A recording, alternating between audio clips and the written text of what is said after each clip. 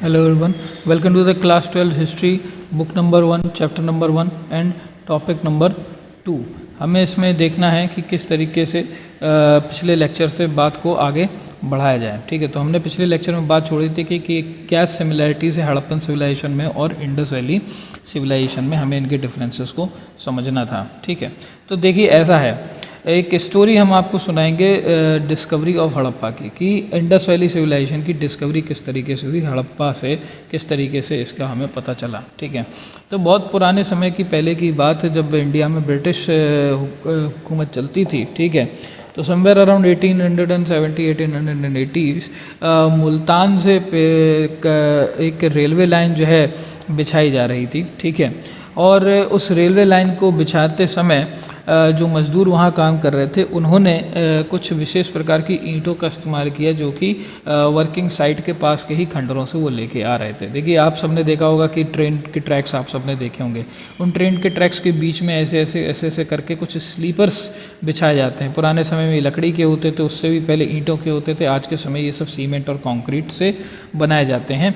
तो इन स्लीपर्स को बना रहे थे वो लोग। ठीक है, रेलवे लाइन बन रही थी, तो इंजीनियर को वहाँ के लोकल मज़दूरों ने बताया कि अगर हमारे पास ईंटें नहीं हैं, हमारे पास सामान नहीं है, तो पास में एक खंडर है, उस खंडर में बहुत सारी ऐसी ईंटें पुरानी टाइप की पड़ी हुई हैं, उनको उखाड़ के लाके इस रेल ट्रैक के बीच में इसको डाला जा सकता है और उससे हम अपना काम कर सकते हैं। डिटेल को नोटिस किया। ठीक है, और अपनी जो लॉग बुक थी, ठीक है, रेलवे की, उसमें इसको क्या किया, उसने लिख दिया। अपनी रेलवे की लॉग बुक में इस डिटेल को लिख दिया कि पास के खंडर से ईंटें लाई गई और उनको यूज़ किया गया किसमें, रेलवे ट्रैक्स के स्लीपर्स को बनाने में। ठीक है, बहुत समय बाद जब बातचीत आगे बढ़ी और 1920 के समथिंग के पीरियड में हम आते हैं। ठीक है, तब जो है एक काम शुरू हुआ। ठीक है, इंडिया में ब्रिटिशर्स ने एक ऑर्गेनाइजेशन बनाई थी जिसका नाम था ASI।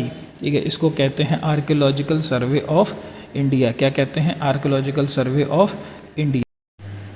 तो आर्कियोलॉजिकल सर्वे ऑफ इंडिया का काम ये था कि जितनी भी पुरानी साइट हैं जिनका किसी भी तरीके का आर्कियोलॉजिकली इम्पोर्टेंस है, उसको कंजर्व करना, प्रिजर्व करना, उनका जो है मेंटेनेंस करना। ठीक है, ये सारे इनके काम हुआ करते थे, किसके? आर्कियोलॉजिकल सर्वे ऑफ इंडिया के, ASI के। ठीक है, तो ASI के तरफ से एक टीम, ठीक है, बनाई गई, जिसको हेड कर रहे थे कौन? मिस्टर दयाराम साहनी। कौन हेड कर रहा था? दयाराम साहनी। ये नाम नहीं बोलना है। तो दयाराम साहनी की टीम जो है काम करने निकली आपके इस एरिया में, जिसमें जहाँ पाकिस्तान है। ठीक है, वहाँ पर उन्होंने सर्वे करना शुरू किया on the basis of that particular note, जो कि उस रेलवे इंजीनियर ने अपनी बुक में लिखा था कि एक कोई पुराना सा खंडर है जिसमें से ईंटें निकाल के हमने अपने स्लीपर्स को बनाया है।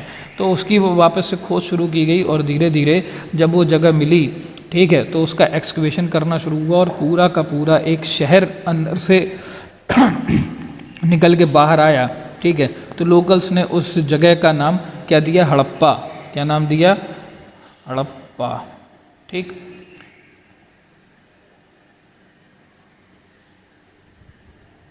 तो हड़प्पा जो है उस जगह का नाम दिया लोकल्स ने, और तब से इस जगह को हड़प्पा सिविलाइजेशन के नाम से जाना जाने लगा। क्यों? क्योंकि हड़प्पा जहाँ मिला था, ठीक है, उसके आसपास कुछ छोटे छोटे गाँव के, पुराने गाँव के सेटलमेंट्स भी खोद के निकाले जाने लगे। तो शुरुआत में ये माना गया कि हड़प्पा एक कोई सेंट्रल जो है टाउन रहा होगा, सिटी रही होगी, और आसपास ये छोटे छोटे गांव हैं। ठीक है, और इस तरीके से एक ये सिविलाइजेशन फॉर्म हो रही है। लेकिन 1-2 साल के अंदर ही ASI की एक दूसरी टीम, जिसको कि लीड कर रहे थे मिस्टर राखाल दास बनर्जी। कौन लीड कर रहा था? मिस्टर राखाल दास बनर्जी, जो इस दूसरी टीम को लीड कर रहे थे। उन्होंने एक्सकवेशन करके एक उससे भी बड़ी सिटी खोज के निकाली, जिसको क्या बोलते हैं? मोहनजोदारो। क्या बोलते हैं? मोहनजोदारो। ठीक,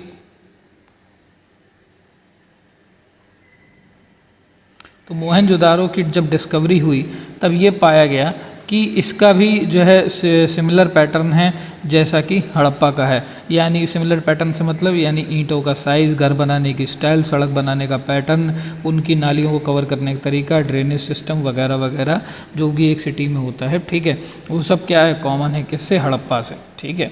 तो ये पाया गया कि हड़प्पा के बाद उस छोटे छोटे और गांव मिले और फिर एक दूरी पर एक सिटी और मिली जिसको कि मोहनजोदारो बोला गया लोकल्स के द्वारा। बाय द वे मोहनजोदारो का मतलब होता है मौत का टीला, मृतों का टीला, ठीक है, तो सिंधी भाषा में इसको बोलते हैं, ठीक है। तो ये इसके आसपास भी और छोटे छोटे गांव मिले। तब ये चीज़ समझ में आई कि हड़प्पा सिर्फ एक अकेली सिटी नहीं है, हड़प्पा जैसी एक सिटी और मिली है तो ऐसी और भी कई सारी सिटीज़ हो सकती हैं दबी हुई जो कि सिमिलर टाइप के पैटर्न में बनी होंगी। तो ये बात कही गई कि इस पूरे सिविलाइजेशन को सिर्फ और सिर्फ हड़प्पा के नाम से जाना ठीक नहीं है, ठीक है। क्यों? क्योंकि ये सारी चीज़ें हड़प्पा पर डिपेंडेंट नहीं थी, ये सभी इंडिपेंडेंट चल रही थी, लेकिन डिपेंडेंट एक चीज़ पर थी। वो क्या था? एक नदी जो कि इस इलाके से निकलती है जिसको कि क्या बोलते हैं, इंडस रिवर। तब से मोहनजोदड़ो की डिस्कवरी के बाद से, ठीक है, इसको इंडस वैली सिविलाइजेशन कहा जाने लगा, ठीक है, क्योंकि खोज सबसे पहले हड़प्पा की हुई थी, डिस्कवरी सबसे पहले हड़प्पा की हुई थी, तो उस समय से इसको हड़प्पन सिविलाइजेशन कहा जाता था।